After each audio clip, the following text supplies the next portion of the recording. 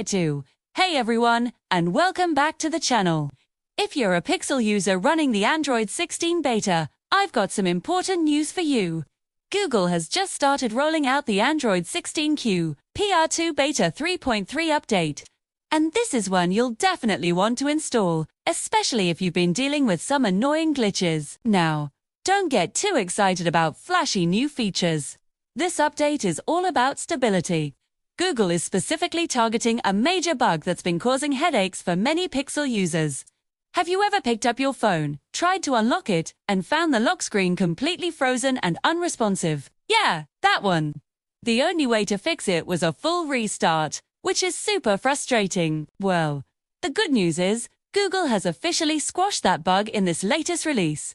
The issue, tracked under number 457,527,675, is finally resolved.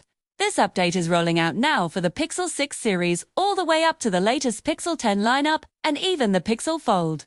The build number is BP 41.250916, 15 for the Pixel 6 phones, and a slightly different version, ending in a 1 for all the newer models. It's important to note that this update is still on the October 2025 security patch, which really shows that Google's priority here was purely on fixing that critical lock screen freeze. For those unfamiliar, QPR stands for Quarterly Platform Release. Beta updates are basically fine-tuning cycles to iron out wrinkles before the stable version goes public.